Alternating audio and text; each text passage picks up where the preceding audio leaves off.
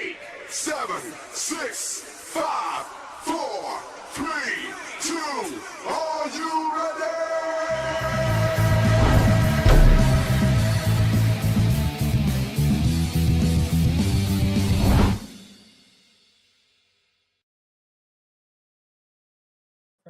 Conversation topics. Yeah, this is how it's been for me all day. Like I've got dementia. I think that's what it is. Jesus Christ. What were we just talking about? What were we just fucking talking about? So we You talked missed about the intro. You missed the intro. No, I'll get the intro. I haven't got the intro. What were we just talking about? We were talking about what? Oh, yeah. Welcome to Hard Way Wrestling. It is Free for All Friday, and we are here, and Ricky's here, and Scotty's here, and you get a Ricky, and you get a Scotty, and you get a Jonathan Cross. So what I was going, gang, that's right. That's got to be Owen, right? Is that Owen? No, that's Austin. Austin and Owen's the yo. Oh, okay, got it. I can't see that for some reason. Anyway, put your glasses on. You guys all saw. You guys all saw the video of The Rock. Oh, did you get it, Scotty? Shit. Nah. You should use your. God damn, Scotty. We're on video, right? Missed it. Scotty went 2 knuckles deep into your fucking skull trying to get that booger out. He's like, Anyway, we all saw The Rock's video where he looked into looked like he looked into the camera and was like, "Fuck your story." I'm in love with those videos on YouTube or TikTok or wherever of the people doing the cam videos, like the front door cams. like they'll come to the front of the cam and they'll be like, yeah, I'm getting out. I'm heading to work while you're still in bed, so you can go fuck yourself. Like shit like that. Like that stuff makes me laugh. And no yeet. I agree, no yeet. And when The Rock looked in that I guess he was looking at Cody Rhodes' people in one of his fucking hotel rooms or something. I don't know. Fuck your story. What it look like? Greatest. It's basically what the camera angle looked like. Did you hear that? Say it again. Did you hear that? What? Good. I muted my burp. Oh, good man. Man, The Rock looks like he's cutting promos on our phones. You know what? I don't care. I'm for it.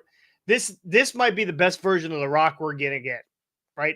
The Rock he's not out there. I just saw it. I didn't even realize it. He's not wearing his Under Armour gear. He's not talking about football.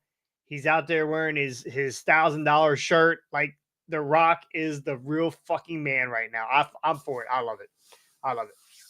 Anyway, if you've not seen the video, I will be putting I put a little Scoopy video together, a little grab. So take a look at that. I'll get that up here soon. But we are going to start the show. I hate it. Our first deaths of the year. I hate doing these, but we got to do it. We lost 2 guys this week. First, we lost Ole Anderson, original member of the Four Horsemen, Arn Anderson's brother. Yep.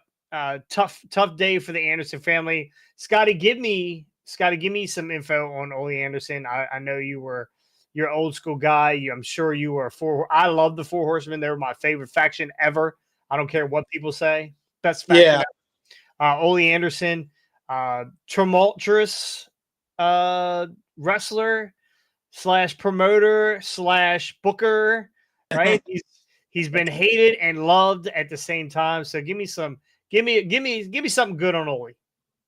Well, the funny thing is, even though he is Ole Anderson, he is not an actual Anderson. The only one out of the originals, out of the Andersons that was an Anderson was a Gene Anderson was the original. Kayfabe, brother. Kayfabe.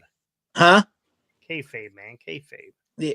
Well, anyways, but it was Gene and Ole as a tag team, and then if I remember right, Gene left or something. He had moved on from whatever territory, and it wasn't until I don't know. I think it was like 2 years later that they brought in Minnesota Wrecking Crew. Minnesota. Yeah, there you go. Yep. and then it became Ole and Arn Anderson as the Wrecking Crew, and then boom. The one thing I don't remember, and again, I've heard a lot of Four Horsemen stories, but I don't remember how they all ended up together on TV that one time when Arn, in fact, actually is the one that cut the promo, just saying that we are the four strong, him, Tully, Ole, and Flair. And Arn cut the promo saying we're the strongest thing in this business today. Not since the Four Horsemen have four guys been together that are the best in the business, and it just boom. And again, like Ole had a good career, but that helped to kick really put all of their names out there as one of the best out there. Sadly enough, Ole didn't last in the Horsemen as long as I think he should have.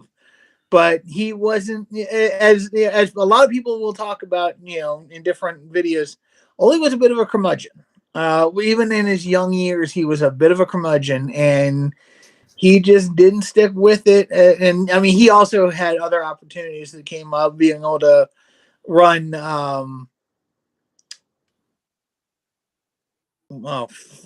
Georgia. Sorry, my brain just completely blanked. Being able to go down and run Georgia, Jim Crockett's promotion, Georgia Championship. No, it wasn't. It was Barnett. He can't. It was when he started working with Barnett, and then kicked Barnett out and took over. Basically, just made a play on the territory, took it over, and again, for the man has great ideas, but at the same time, he couldn't book to save his life, and Georgia went under and ended up going to Crockett, becoming a part of Crockett's territory a couple years later. But he did that. Jim Barnett sold it to Vince, correct? Yes, he sold his controlling interest to Vince, which you then think he got all the money. Huh? You think Barnett got all the money? You know how Vince doesn't short pays people. I mean, I honestly, if anybody would have gotten all their money, it probably would have been Barnett. I get a feeling with the way Barnett lived his life, he was probably one of those guys that Vince actually liked dealing with and doing business with. If it had been Jimmy Crockett or Mid-South owner, my brain just blanked on it. The guy that owned Mid-South. Why is my brain blanking? Watts. Bill. If it had been Watts, Cowboy. Yeah, if it had been Cowboy Bill Watts or Crockett, or Stu Hart, or even LaBelle out in California, no, like they definitely didn't get all their money. But I think Barnett was one of those people. Barnett was a weird one, just like Vince is a weird one. So I think we can go into Barnett. That weird. Yeah,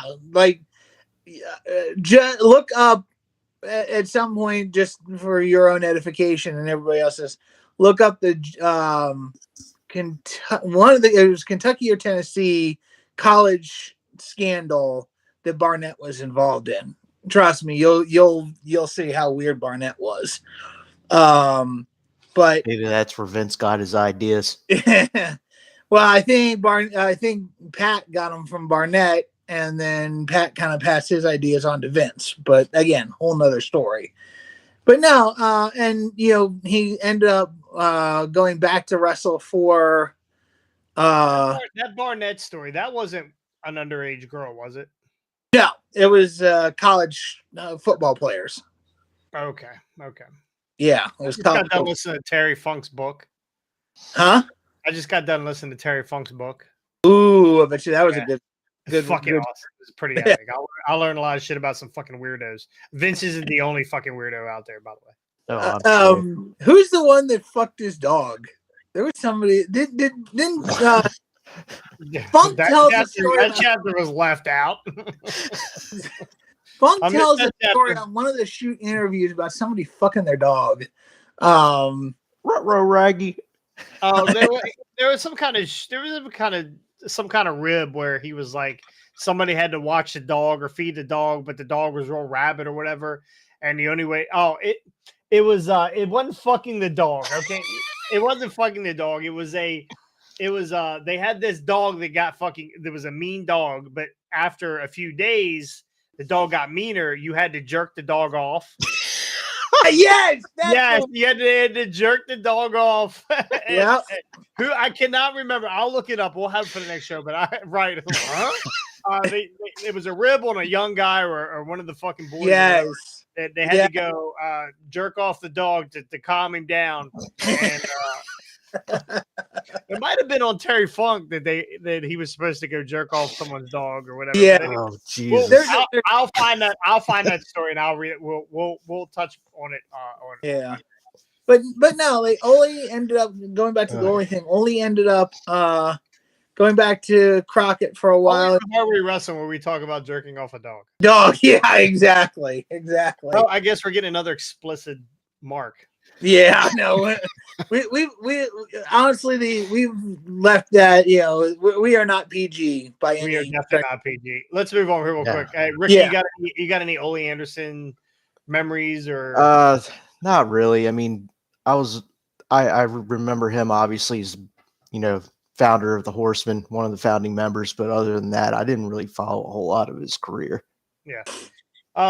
I mean, that's how I know him. I know him from the Horsemen. I was, again, always a Horseman fan. I would walk around. I only had 2 friends in my name, but I'd still walk around with my 4 fingers up. So I'm always a huge fan of the Horsemen.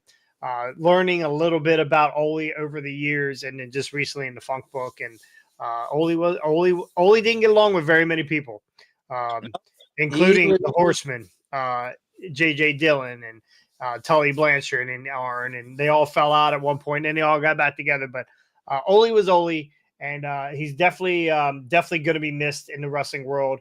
Not now, because I don't think people remember him as he was. So. But the funny thing is, that's the one out of all 4 guys. Okay, so I can see Ole getting along with Flair. I can see Ole getting along with Arn. I mean, again, like to certain extent. Tully Blanchard, of all people, like considering how much of an asshole he was. You wonder where Tessa got it. Yeah. Yeah, exactly. You wonder where Tessa got it. Yeah, but it's just like like 2 guys grading. I'm surprised Ole didn't kill Arn or vice versa. So but it's just always been funny to me. It's like 2 of the biggest assholes in the business back then, and they were all part of the same team. So it's just funny. Yeah. Do you think he also always had a Glock on him? Yeah. He always. Oh no, Ole was packing it because. Not only did some of the fans want to kill him, some of the boys wanted to kill him. Yeah. So, yeah. Anyway, we lost another guy over the weekend. Virgil. Sorry, Ethan Cross. I know Ethan Cross is still alive though, so you can no longer call Ethan Virgil. And I believe Ethan would be if Ethan sold as many gimmicks as Virgil did over the years, Ethan would never have to wrestle again. Ricky, do you have any Virgil stories or memories? Just, I remember this guy coming in to be, obviously he was the $1 Million Man's bodyguard. And then like all things, eventually, like your bodyguard turns on you and you leave. He was the $1 Million champ and he was undefeated at WrestleMania, 2-0. 2-0. He's definitely the Jeremy Stone of WrestleMania. We know that. I watched back a lot of Virgil stuff. Tried to watch the good stuff because there was a lot of bad stuff out there with Virgil. Virgil was getting dementia and Alzheimer's, and his health was really going downhill fast. You could find Virgil in his sheet signing autographs. Like, this guy was everywhere and didn't care.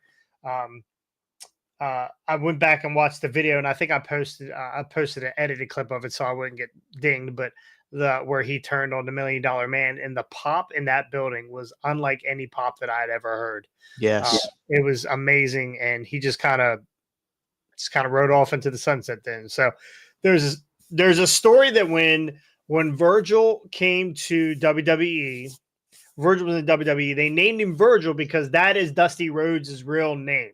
Yeah. So Dusty Rhodes was with WCW at the time, I think. Was he WCW? No, he was doing the polka dots. Because that Yeah. was like 92, 91, 92. 91, I think. No, I don't think Dusty was there yet when Virgil came. So You they sure? named Virgil as a rib towards Dusty. So when Virgil ended up going to WCW, they named him what? Vincent. Vincent. That's Yeah. right. They named Yeah. Vincent as a rib or as a nod towards Vince. Vince McMahon. So Yeah. poor Virgil. He was caught in the middle of bullshit. So anyway, Virgil, if you went to a signing at any wrestling, WrestleCon, WrestleFest, WrestleMania, whatever, Virgil was there.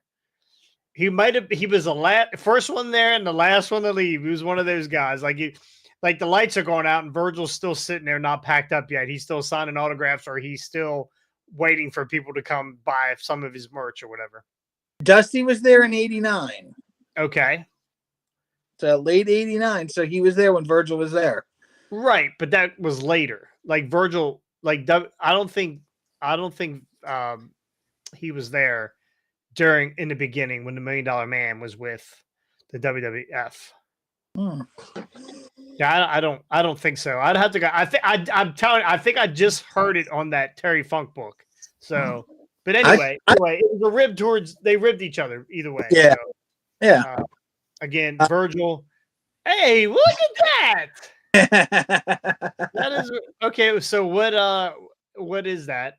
This is Jack Specific Classic Superstars Virgil. It came in a 2-pack with DiBiase in the green jacket, Gotcha. which was always my favorite DiBiase because I had the Hasbro version DiBiase in the green jacket, so I always wanted that. When it came with Virgil, it's like perfect. And I even have in my wrestling ring in the other room, I have DiBiase and Shyster with the tag team belts. So Money Inc. And then I had this wasn't the thing you got signed, was it? No. That was a Funko I got signed, which is yeah. Okay. No. No, if I had gotten this signed, I would never have opened it. But no. But yeah, no, Virgil, classic, like classic guy. His career wasn't always the best, but at the same time, like, the guy figured out, again, even in his later years, even running, and again, I hope to God we find out whether his Instagram was, whether he had a ghostwriter or, he was, like, it was legit him. I really, again, I cannot speak to whether he had some, but in his later years, his, like, the stuff that was put on Instagram under his verified account, and you can look it up under Real Soul Train, on Instagram, was hysterical. Like I really, people even said, like, where was this stuff when he was back in WWF back in the day? Like, because he's doing this whole gimmick with Olive Garden, calling himself the Meat Sauce Messiah, and it was a video game, the Meat Sauce video game. Yeah, they did a video game based off of it, and I don't know, like the guy, like you said, the guy, did everything, and he has quite a following. Like, people loved Virgil. I mean, our own Brian Hardy even posted about, he had talked to Virgil several times and when he was getting into the business, and Virgil had known his dad and stuff like that. And it's like, man, I'm looking out for you, man. The Hardy kid, I'm looking out for. So, a lot of people love Virgil. A lot of people, and again, he great guy from everything I've heard. Crazy as all hell, but great guy. And it's just sad to see that he had gone as soon as he did. I mean, he was still pretty young. I mean, only in his like late 60s, I think. He was born in, I just had it, 1962. So, oh wow, yeah, he's born 1962. So early 60s. Yeah, early 60s. 62. Jones started wrestling professionally as Soul Train Jones in Championship Wrestling Association based in Memphis, Tennessee, 1985. There was a feud with Chuck Donovan, Big Bubba. You remember Big Bubba? Yep. Big Bubba. In January 1987, he defeated Big Bubba for the AWA International Heavyweight Championship. On April 20th, he was defeated by Donovan, ending his reign of 106 days. Not a Roman reign type of run. During the reign, speaking of, he also participated in tournaments for the vacant AWA Southern Heavyweight Championship, defeating Tommy Rich, the Hunter, the Goliath, and on his way to the final, he was defeated by Austin Idol. Ooh, I haven't heard that name. Wow. He also unsuccessfully challenged Nick Bockwinkel for the NWA Heavyweight title alongside Rocky Johnson. He later held the AWA Southern Tag Team Championship. Oh, that was cool. I didn't realize that. Yeah, I didn't either. Until they were defeated by Donovan and Jack Hart. So I've been to three different signings, and Virgil was at all three. I wondered how he did it. So, and his line was never ever long. And I would have to find it, but I do have a signed Virgil somewhere. Don't know where. Somewhere. Anyway, rest in peace, Virgil. You would definitely be missed. The DiBiase's will not be attending your funeral because they're in jail. Pretty much. Just kidding. Anyway, we got a pay-per-view this weekend. Revolution. It's a revolution. So, and we will cover it on Monday. That was pretty good, right? They were covered on Monday. Not bad. But Revolution was the first pay-per-view 1 year ago on Sunday that Hardway Wrestling covered. And it was fucking terrible. Yeah. It was fucking terrible. So I'll be, it is our 1 year anniversary coming up on Monday or Sunday. We will cover it on Monday. So I will be reposting old links to our first videos that we ever done. And boy, are they horrible. They are absolutely horrible. But this weekend we had the Revolution. So this week we're on the road to Revolution. Right now, 9 matches. Ricky, 9 matches. That's a light card for Tony Khan pay-per-view. It's early yet. It's definitely early yet. So we're definitely what was the last pay-per-view was 13 matches? Yeah, something like that. So yeah, a lot of matches. That's how Tony does it. Tony does them every once in a while, and when he does them right. Yeah. Yeah. Right. Most of his pay-per-views are very well done and put together. The only ones I remember that were pretty awful was Double or Nothing last year or this year. That was pretty bad. That was probably the worst AEW pay-per-view I've ever witnessed. Yeah, that was definitely the worst. What was the one? They had 2 of them in the same week. One was Wembley, and what was the one after that? It was All In and then All Out. All Out was garbage. Yeah, that's right. Actually, I think All Out was the one that was better. All In wasn't as good. All In was Wembley. All Out was the one I think where it was Orange Cassidy and Moxley was the main event. That was the week. That was the skewer match, I believe. Punk got fired. That week. Didn't quite make it back for All Out. He was All Out for sure. Yeah. Anyway, as of now, there is 9 matches. There will be more for sure coming up. So do you know who's in the All-Star Scramble? Have they announced that yet? We've got Jericho, Lance Archer, Brian Cage. Jericho, Hook, Powerhouse Hobbs, Brian Cage, Wardlow. And Wardlow, that's the 6 that's been announced. Then there's still 2 open slots. Well, Starks? Is Starks in it? No, Starks is not in it. Starks not in it. Okay.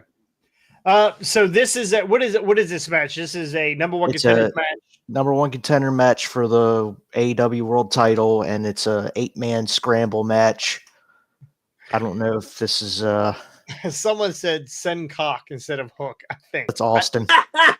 I'm hoping Austin. Maybe it was a mistype. I don't know. Either way, good luck this weekend getting your ass kicked. Hey yo, send Hook. Oh boy, my bad. Well, he's on the wrong website. you better. You're on. Stop typing Hardway into your browser. So, any predictions for this clusterfuck of a match? Fuck. Do they have Jericho win it as a way to kind of rehabilitate his image? Like, because again, there still hasn't been anything said after the whole debacle with what's her name. Nobody said boo to a goose one way or the other. Yes, the rumors are true, or no, they're not. So, do they kind of do that? Ross Sapp say the rumors were true? Huh? Well, Well, Sean Ross Sapp say they were true. He was sticking by his guns on it. He said there was Oh, I must have missed that one. Yeah, so did I. But here's the thing. My question though is, do they kind of rehabilitate Jericho and give him like kind of, because what was it the other week I saw him coming out in the Lionheart gimmick? Did I see that He correctly? did that on Wednesday night against goddamn, it was one of the Mexican wrestlers he wrestled way back. Yeah, Lucha Tiger there. Yeah. He was wrestling his son. So, I mean, are they trying to, do they have Jericho win this and kind of give him a spotlight that makes him look more presentable to the fans? Well, you remember the Devil's plan was for Wardlow to win the world title and then hand it over to Adam Cole when he is able to compete again. So, is this going to be the Wardlow win here? I feel like they're building this faction, this devil faction, or what are they called? The faction with Wardlow and fuck, I don't know, because AEW's starting to get a little unwatchable at points lately. I've kind of been back on with WWE more. Something Kingdom, Undisputed Kingdom. Yeah. So I feel like at some point they're gonna have to make this faction look tough, right? Or look imposing. MJF is gone, and Adam Cole that with a guy with a broken leg. What's that? How do you do that with a guy with a broken leg as your leader? That's why you got the big guy Wardlow, who's supposed to be out there slapping meat everywhere. Yeah. I don't unwatchable. Yeah, AEW has become very tough to watch. So, I think they got to build this faction up somehow, and what I'm going to say later on is going to make hopefully kind of tie it all together. But yeah, that's why I'm not saying anything either. I think Wardlow has to go over in this. Is this an over the top rope battle royal? Is this a pin fest? What is this? I didn't see any rules for it. Like normally when they say scramble, it's like a time limit match, and whoever gets the last pinfall's the winner or whatever. Gotcha. But that's what I remember from the WWE when they did championship scrambles. But who knows what kind of scramble fucking Tony Khan's got going on? I mean, he's got a Coke scramble, so yeah, he's got scrambled eggs for brains. So exactly. I'm taking Wardlow with the possible return of Jungle Jack Perry. Ooh, I like it. Okay. I'm going Wardlow as well. I could see Big Bill being an added participant to this, since they've got like pretty much all these damn near close to 7 feet guys or big muscular guys in this match. Why is not Ricky Stark needs to be in this? Maybe both of them are the TBAs. Could be. But either way, I'm going Wardlow. All right, Scotty. I'll agree with you guys. I'll go Wardlow on this. All right. We got ST. Go ahead. No, I was gonna say we'll see what happens. I mean, I honestly really don't care 9 times out of 10 either way with this match. So I'll just call Wardlow. You need to care, Scotty. This is probably the biggest match of most of these guys' career that won't matter in 2 days. Yeah. FTR versus Moxley and Claudio, the big black. Nope. BBC. just to be fair.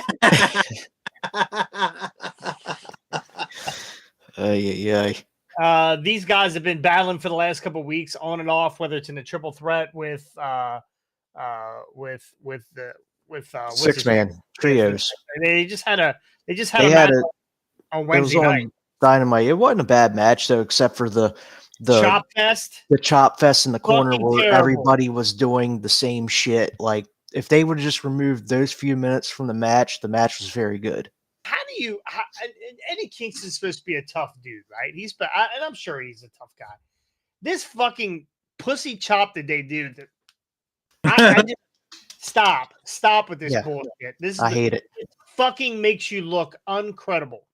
Makes you look like a bunch of 5-year-olds. It really looks stupid. And then I get it was a cute moment where FTR was doing it also, but it's fucking terrible. It is a terrible chop. It is a terrible chop. Anyway, I mean, if you're gonna do a chop, do it like you do it. Pull a Ric Flair, Gunther, or Ishmael. One of those three, huh?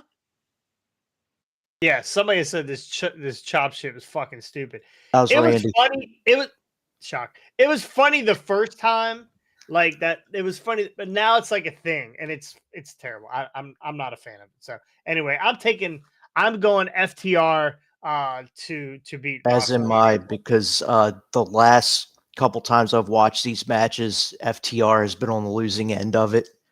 So I think they're gonna get the match at the pay-per-view. Yeah, they need to go over. There's no reason for Moxley and Claudio to even be together anymore. I don't think. I don't know. Nope. I don't even know why they're doing this whole Blackpool shit since Regal was there for about 2 months with them. Well, like they're the only two left now because Danielson.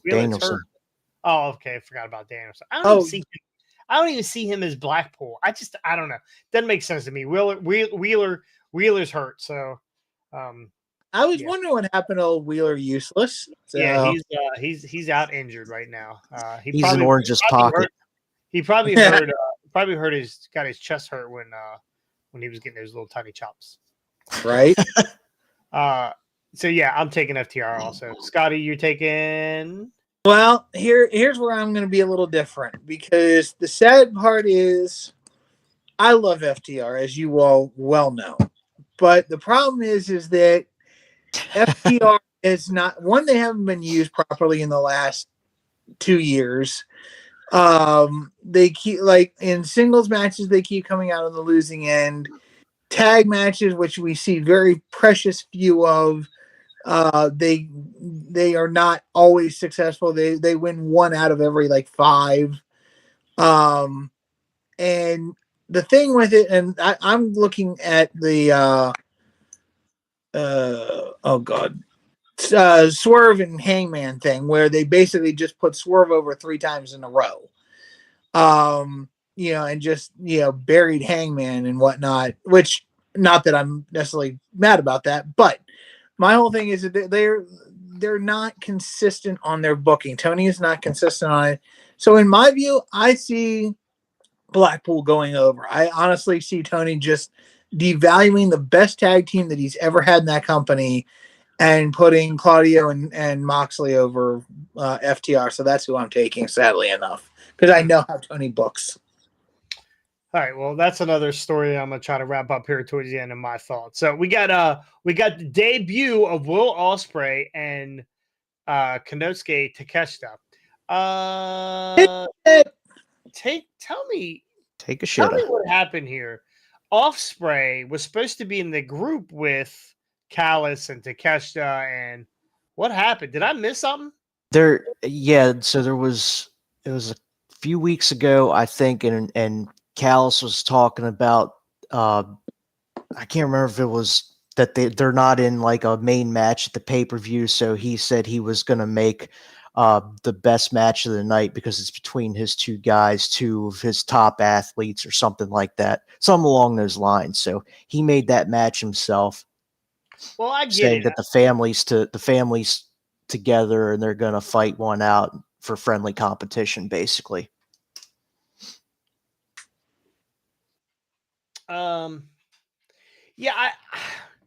Will Ospreay's debut, they're going to put him in a ring with a guy who I really think is a good athlete. Takeshita's Yeah. really good. He's really Yeah. good. He is. We're going to bury Takeshita? I think Why? so. Why? Why are we burying Takeshita? Unless they're going to start a feud that's going to, maybe it's going to end in some kind of schmoz. Who knows? That's not really they don't really like to do that kind of thing, AEW. But I don't know. I don't know. I don't know why it would be. I would give Will Ospreay somebody else. Give me Will Ospreay and Ricky Starks. Yeah. Yeah, that'd be a great match. Give me Will Ospreay, Ricky Starks all day of the fucking week. Yeah. I don't know. They didn't have to. I don't think they needed to bury Takeshita here. But anyway, his They've been debut. giving him a lot of momentum lately too. I think because he just made Jericho tap out with his own move a couple weeks ago. I think it was. Yep. About 2-3 weeks ago. Oh, So. Sammy Guevara. Will versus Sammy Guevara. Yeah. Sammy the Muppet. Since Sammy's not in the pay-per-view yet either. I want to see Sammy break his neck one of these days. So not gonna happen. Easy. Like, yeah. See, we don't wish that on wrestlers. But Sammy's done so much crazy ass shit. He's never gonna hurt himself. He's the machine. Now somebody else might get hurt. Yeah, he literally, especially if your name's Hardy. He's pretty much ended the Hardys' career, both of them. And if I was Brian Hardy, I wouldn't go anywhere near this fucking guy. I would just absolutely stay away. So I'm putting all my points, all my confidence points on Will Ospreay. I'm not going to go that far, but maybe I am. I don't know yet. Yeah, but I am taking Will Ospreay in this first AEW match since I don't even remember. But yeah, I think he's coming in here to win this. Yeah, he's definitely a top guy, and he needs to be over in this one. By Wembley, he'll be the headliner. He should be. He'll be the main event at Wembley,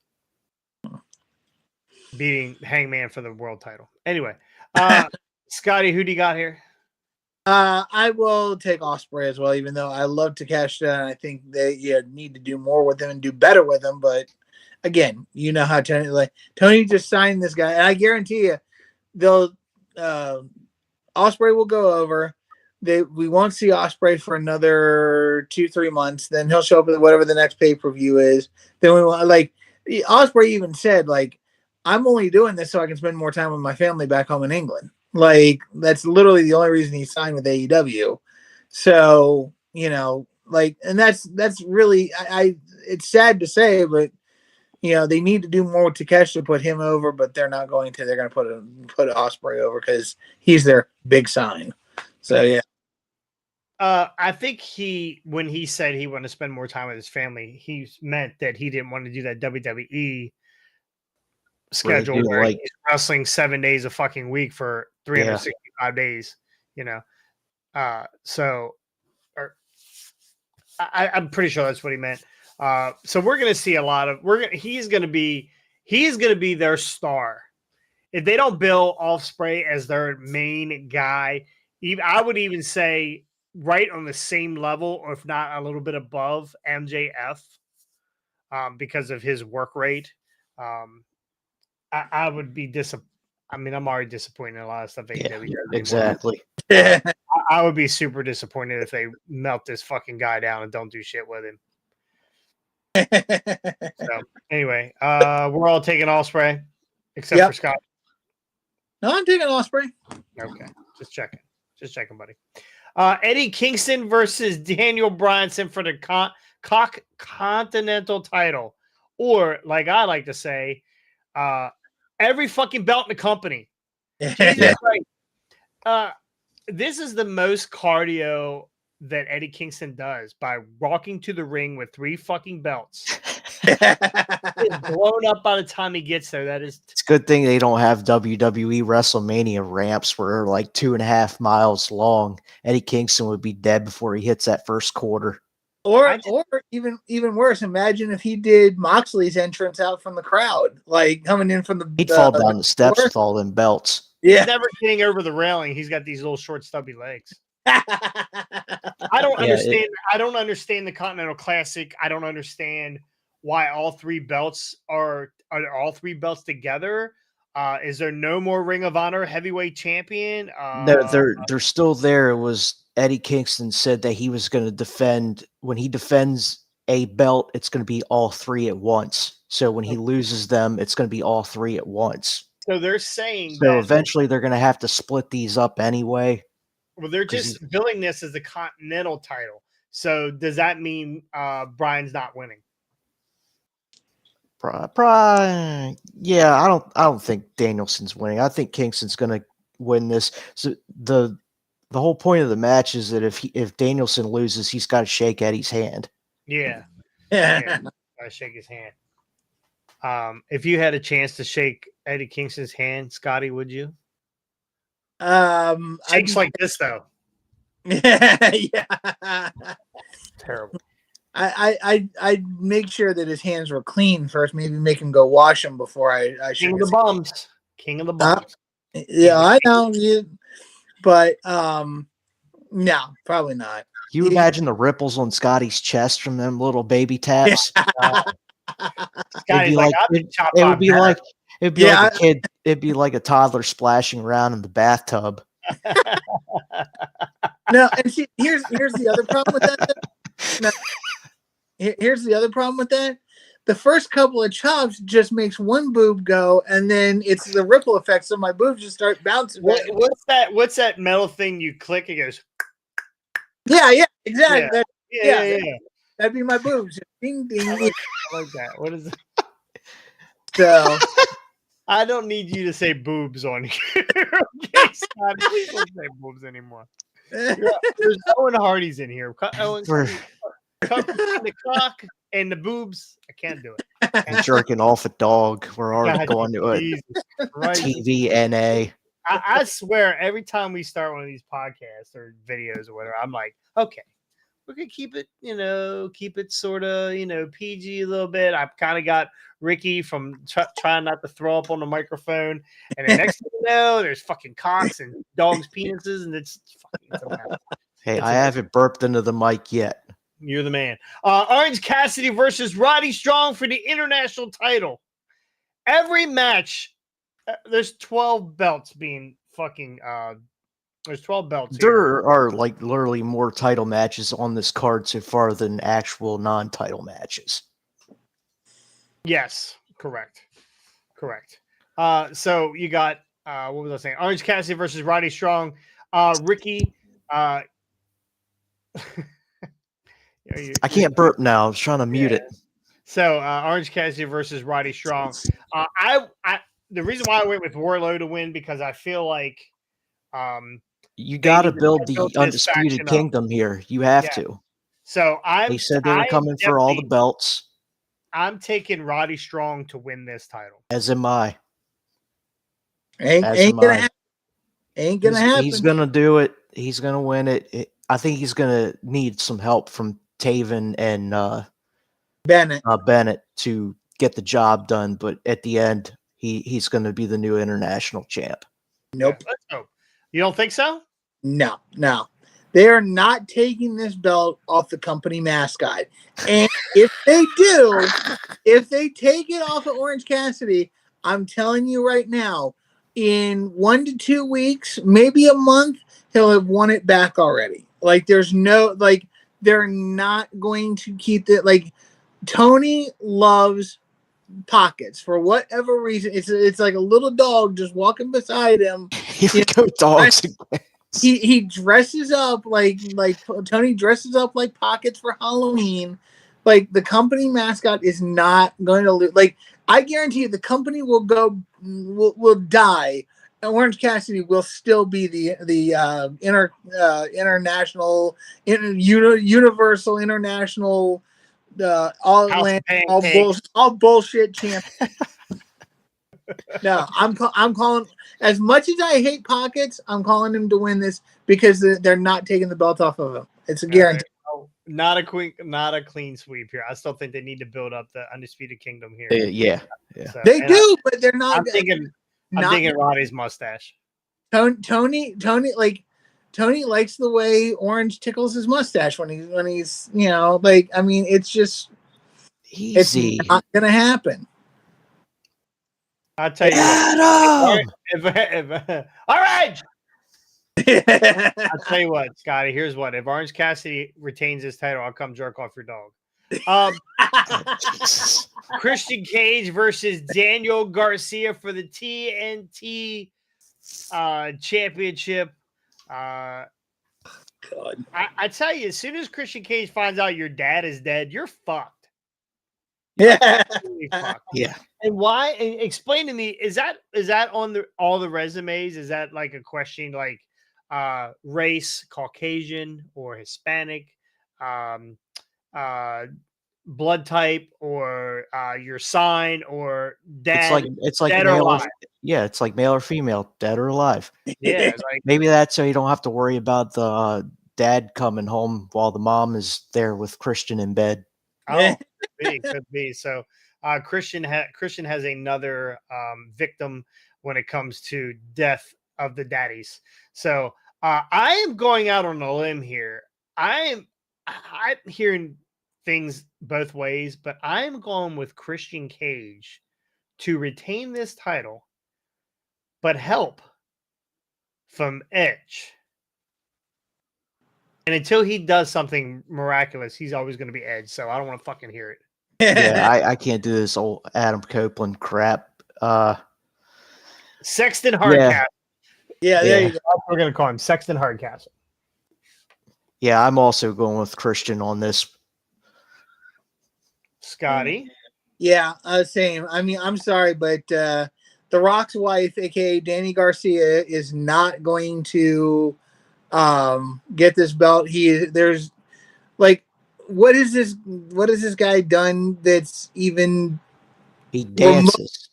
Yeah, he dances. That's the only thing he does. Does Prince Nana deserve a belt? Yeah, he does. Yeah, he does. Yeah, he does. Yeah, he does. Yeah, he does. Yeah, he does. Okay, so Prince Nana deserves a belt. I'll give you that much. But a dancing fool like Danny Garcia This will be the they can announce Daniel Garcia versus Prince Nana for the first Dance Off Championship. I'm in. Right now, I'm compiling videos of wrestlers dancing, so I can splice them all together. Oh my god, some of these fucking dances. You got the Vince McMahon dances. Oh, I no more Scat Man. No, not to get that out of my head. It's still not out of my head. I clicked on it the other day by accident. I heard Jessie out in the kitchen. She goes, "Really? You did a move up? God damn it! I might send that. She's at a bar right now, drinking with her friends. I might send that on the Touch Tunes. But yeah, I'm calling Christian. So You sneak over to the bar and hijack the karaoke machine. Yeah, I'm gonna do it right now. Ricky, who do you got in this? Christian. Taking Christian. Okay, perfect. Absolutely. All right. Next we have Timeless Tony Storm versus Deonna Purrazzo for the AEW Women's title. Tony, she is, first off, she's the best, one of the best women things going in AEW until Mercedes Moné gets there. And then I'm not sure she's going to be able to be better than Tony Storm. Tony is coming off fucking crazy now. Like she's doing she's doing the red lipstick on her face, and this is so awesome. This is so fucking great. I'm picking Tony Storm to retain here over Deonna Purrazzo. Same here. And then after Deonna loses, she'll probably get one more rematch, and then she'll be the next Ruby Soho. She'll be going around backstage looking for dates and catering. Go ahead, Scotty. Scotty? Yeah, I'm going with Tony Storm as well. And honestly, I hope that I don't know how long she signed for, but I hope Deonna Purrazzo gets the heck out of there pretty quick. I like Deonna Purrazzo's work, but she just does not belong in AEW. That is not the place for her to show off what she can do. So get her out of there. Get her to a place where she can show, what she can do. Like, again, Tony Storm is great, but that women's division, it's the women's division, and Tony doesn't know how to book it. Well, here's the thing. No, I think it's getting better. They're now doing 2 women's matches on Revolution, and it could On Rampage. on Rampage and Dynamite. No, Dynamite too, and it could be. There's two names I want to see more of: Britt Baker and I hope to hell Jamie Hayter is back soon. Yeah. And Yeah, where is been like? I mean, how is Britt hurt worse than her husband? Is that Britt's not hurt? Yeah, Britt's I not don't hurt. think Britt's not hurt. Yeah, Britt's not hurt. They said when Adam Cole had his surgery, she was going to have to help him out with some of the stuff in the recovery process. Okay, good for her. I mean, I don't think Jamie Hayter is still is cleared to be back yet. God, I hope soon. I hope soon. I mean, unless they're keeping it close to the vest, but they're starting to do better with the women's division, and they're starting to weed out some of the badder women, and so your bunnies and your blue velvet skies or red velvet or whatever. Red velvet. By the way, the other day got this in the mail. I don't know if did I show you guys this yet? Yeah, you sent it out on chat, but yeah. Oh yeah.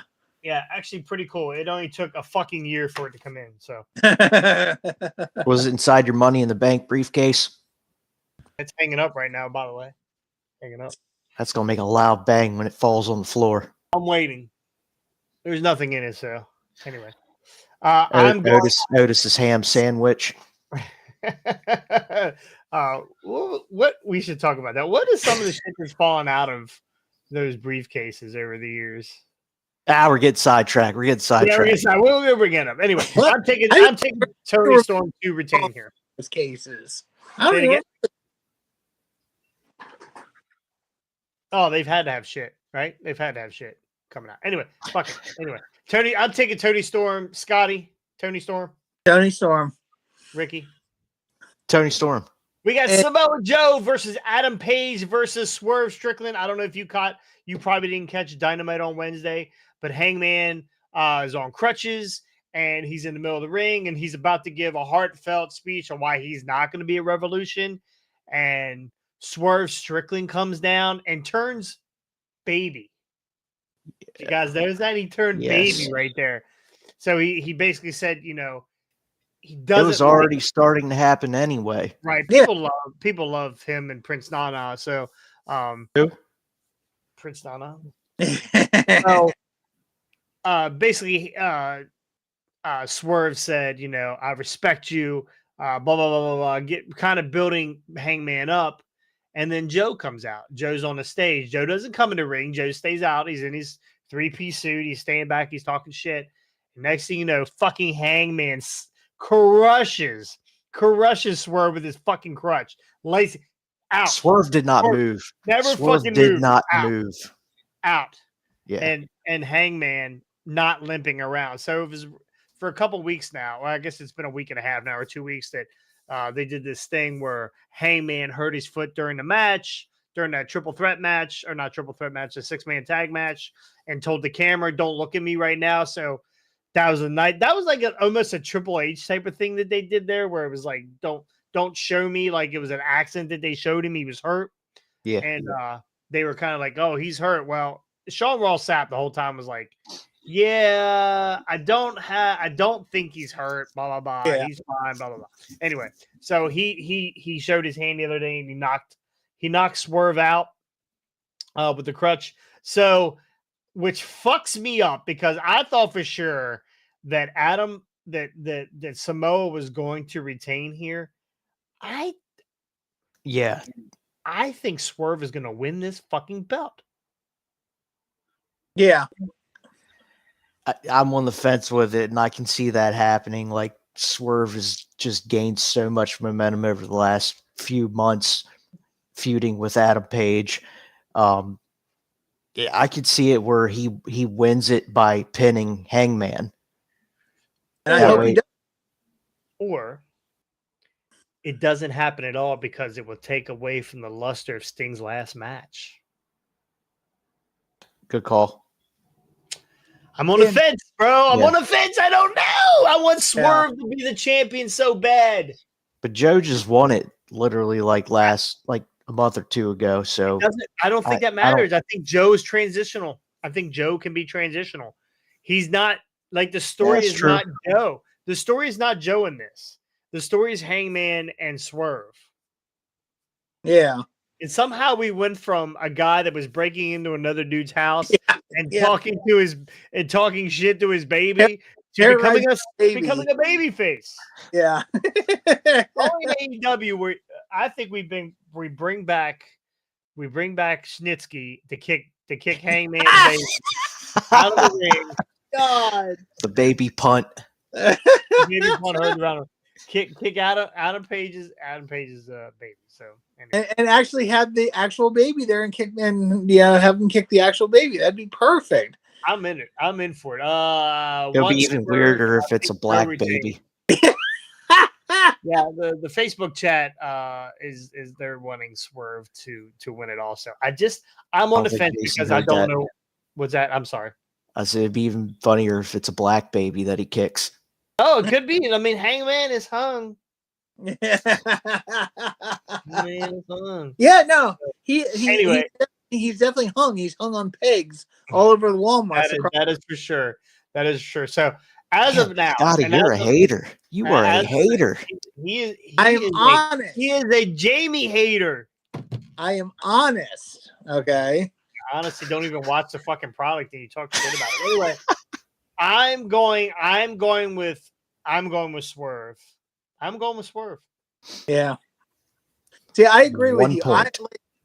I'm going to call Swerve on this one. It'd be, and as much as I love Swerve, I don't think it's going to take away all that much from Sting's last match because, again, like the AEW World Title versus Sting's last match is kind of, they're not even on par with each other. That'll probably be the main event anyway.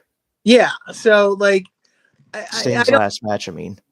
Yeah, I don't think it's going to take all that much away, and I think Swerve deserves this belt. He's honestly like the most over thing that they've got in AEW right now, and they need to capitalize on it and put the belt on him. So can you imagine he's over. That means he doesn't need a belt. Can you imagine Prince Nana dancing around in the ring with the belt? Bro. Oh my God, I'm Nana all day long. It almost makes me think of the build for when the new not the New Day, the fucking Acclaimed were getting ready to win the tag titles, but they didn't at the pay-per-view, and the fans were so pissed that they put the belts on them right. It wasn't that much longer afterwards that they put the belts on them. And that's another thing that I'm afraid of. The Acclaimed, they were big stars. They got themselves over. They were the biggest thing AEW had at the time, and they fucked it up. Same thing. Yeah, that's what I'm worried about with Swerve. If they don't put the belt on him, people are going to, again, they're going to turn on AEW the way they turned on him before when Acclaim didn't win the belts. So if they don't, if Tony, hopefully Tony's a people pleaser for the most part. Yeah. So like he wants to do what the crowd wants to happen almost every time. Yeah. So we will see what happens, but if he doesn't, he's gonna have he will have a full scale riot on his hands if Swerve doesn't win that belt. So I don't know. He's already been scared for his life enough. Yeah, Punk's gone. He's safe. Punk's gone. Anyway, last match, and this is why we're all here: Sting and Darby Allin versus the Young Bucks. The Young Bucks. And actually, I am enjoying what the Young Bucks are doing right now. I think this is great heel work. Heckle and Jekyll, Spy versus Spy. I did type it up in the fantasy thing. I put Matthew and Nicholas Jackson. Yes, I tell you, Matthew and Nicholas. What a bunch of fucking EV pricks. Yeah, that's what the P stands for. EV pricks. But anyway, this is another one. Executive vice prick. That actually works. This is another one I'm on the fence about. I think that normally Sting will go out on his back, but he is such an icon. Yeah. That is very possible that Sting and Darby win this match. Yeah. Again, Tony's a people pleaser.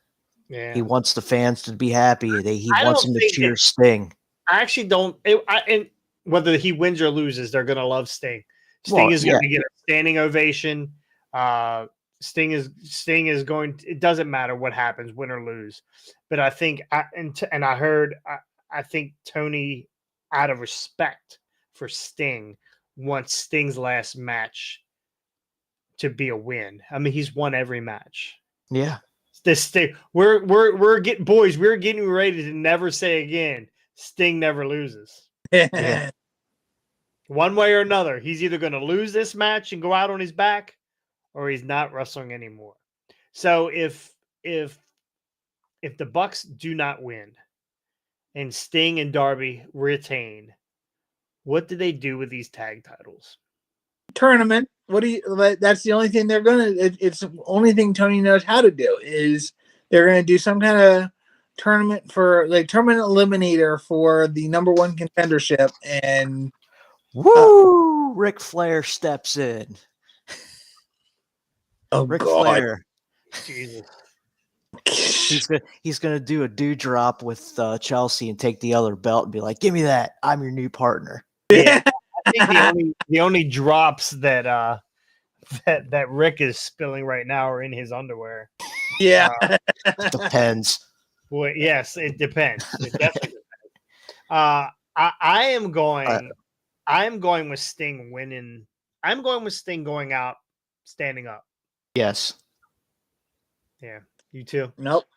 You think he's gonna lose? Not happening.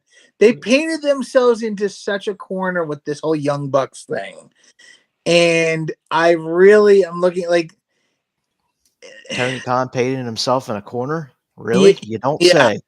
It's shocking, isn't it? And I feel like if they don't, because again, if they put the belts on the Young Bucks, they at least have a continuation. They don't have to run another tournament. Now we know how much Tony likes tournaments, so maybe he's fine with it. I mean, I think they're going to put the belts on the Young Bucks because if they have Sting and Darby retire as the tag team champions and start a whole, it's gonna flop harder than the Continental Classic. I think as far as a tournament goes. I thought it was a good tournament. So this is a tornado tag. Is it a no disqualification match? Yeah. Oh yeah. Every match in AEW is no disqualification unless they decide to enforce the rules. Yeah, it depends on if Rick Knox is refereeing or not. Yeah. And you know the Corpse referee will be refereeing that match because it's a Young Bucks match. Yeah. And let's just hope if Sting gets injured, they actually know Knox knows what to do this time instead of like what happened with the Moxley match. Well, Knox would just be like, "Well, it's his last match. I'll just let him go. Let him go. Keep going. Carry on." Yeah, I don't know. Again, I'm on the fence about this, but I'm going with Sting standing tall. It's gonna be Bucks. Yeah. So all right. Well. Again, we'll talk about it. We're going to some Sting stuff on Monday. We're not going to do it today because you never know, man. Maybe they swerve us and Sting's like, yeah, I'm not fucking leaving. Maybe watch. It'll be Ric Flair turning on him, costing him the match, and then his final match will be against Ric Flair. I don't think I so. don't want that to happen. I don't want to see Ric Flair in a ring wrestling. I'm paying for it if they do. Oh, yeah. Randy just said the same thing. Does Flair turn on Sting? Yeah, I don't think Flair turns on Sting. I think that people are expecting Flair to turn on Sting. Well, they expected that on Dynamite. Yeah, when they had him held up with the belt, and then Flair had the baseball bat in his hand, or the wiffle ball bat, or whatever the hell looking thing that was. Ball bat. Yep. Yeah, I think we're going to get Flair to help the Bucks, or not help the Bucks. Help Sting. Yeah, help Sting. But something you said, Jason, just a second ago makes me kind of, because this is something else that I feel like Tony will do a lot of to gain business. All right, Sting's last match. We're going to really build to this. And we're going to make this the greatest match ever. And then swerve us by Sting and Darby retaining the belts. And then they just keep defending them. So then it's just like every match is Sting's last match. Like it becomes a stipulation of Sting loses, it's his last match, because he retires after he loses. So then they just keep this thing going for a whole nother year because then Sting will never lose. So, Who knows? Tony is a historian at the end of the day. He loves his wrestling. He used to book a long time ago in his basement. We've all heard the stories. But at the end of the day, he is a historian, and he wants to preserve history with He's wrestling. not going to let Sting go out like Starrcade 97. Exactly. I fucking agree. I agree. I've probably never been more sure of anything in my life that Sting probably is not losing this match. And he's certainly not going out like, what was that TNA pay-per-view with Drunk Jeff Hardy? So anyway, that's going to do it here for our Revolution predictions. Virgil, Ole, Sting talk. Right? We covered it all right there. Anyway, again, if you're just tuning in, if you're on YouTube at any point, a lot of times we get a lot of videos that pop up, or people pop up later and watch the videos. Please go like, subscribe, ring the bell. We need comments. Give us comments. Our short videos that we put up, or that I've been putting up, we're getting a lot of comments. I love that. And you know what? I'm going to answer every comment. I'm going to like or heart or dislike a comment, and I'm going to comment back. I'm going to talk to you. So as of this Even point, if you're just incredible, come talk to us. We'll tell you you're a prick. Just incredible. Funny story. Like the first episode or the second episode of Hard Way Wrestling, we covered Just Incredible. His house caught on fire. Oh, Jesus. I don't remember that. And he was removed. They took him out of his house. I don't even remember that. Yep. I will post the link. Go back and watch. It's like one of the first 1 or 2 episodes of Hard Way Wrestling. Again, our 1 year is on Sunday. We've been around for 1 whole year. We started out with a Wyatt, and we ended up with a Ricky. And I think we won that battle. Right? We won that battle. So as of now. Yeah. So anyway, again, please go like, subscribe, ring the bell. We need all the help. We are on the road to 500. That's what we're doing. We're on the road to 500. As of now, we are at 373. I believe that we can get to 400 by the end of March, right? I think we can get there. And then 500 is just around the corner. So again, everyone who has liked and subscribed and commented, our Facebook page is awesome. We're close to 300 members at our Facebook page. Thank you guys. Without you, we couldn't do this or remember what wrestlers we were talking about. Me, that's me. So anyway, thank you so much for joining us. Ricky, again, thank you. Scotty, thank you. And we'll see you guys next time. On the Hard Way. Peace.